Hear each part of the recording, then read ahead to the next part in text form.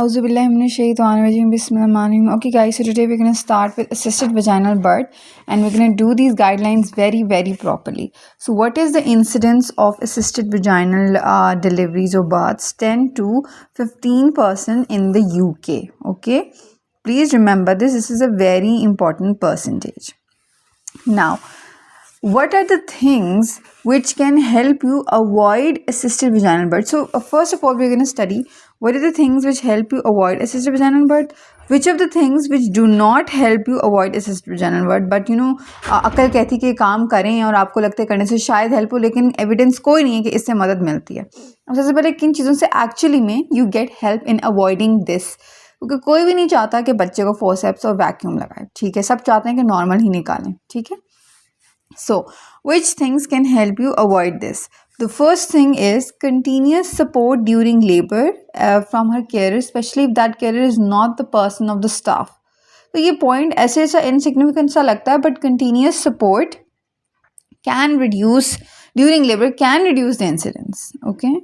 Number 2, ठीक है, epidural analgesia से जो है वो इंक्रीज हो सकता है असिस्टेड वैजिनल बर्थ की नीड, क्योंकि उसमें पुशिंग इफेक्ट होती है, पेन सेंसेशन इफेक्ट होती है, लेकिन it is less likely with the newer energetic techniques. ये इन्होंने एक पॉइंट बनाया, ठीक है। दिमाग कहता है, अकल कहती है कि एपिड्यूरल से जाहिर सी बात है असिस्टेड वैजिनल बर्थ की ज़रूरत ज़्यादा पड़ सकती है, लेकिन न्यूअर टेक्निक से ये चीज़ कम देखी गई है ना।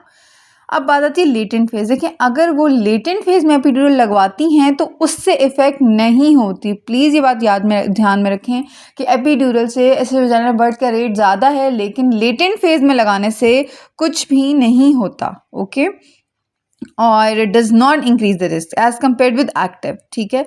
और फिर अब अगली बात है कि अगर उसने एपिड्यूरल लगवाया है तो हम उससे कहेंगे कि अपराइट होने के बजाय अपराइट वो ना रहे ड्यूरिंग लेबर, वो जो है वो लाइंग डाउन पोजीशन में रहे या लेटरल रहे, ठीक है। और अगर उसने पोजीशंस की हम बात करें ना फॉर डिलीवरी के, इसमें किससे जो है वो वैजिनल असिस्टेड का कम होगा रिस्क। दूसरा आ जाता है, अगर वो इसने एपिड्यूरल नहीं लगवाया तो वो अपराइट रहे या लेटरल रहे, ठीक है।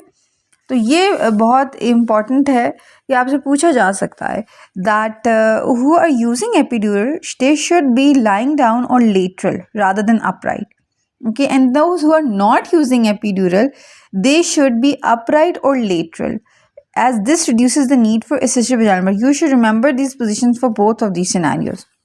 Now, in nulliparous women, if you are giving epidural, then there should be delayed pushing for 1 to 2 hours, ठीक है, तो आप उसको delay रखेंगे।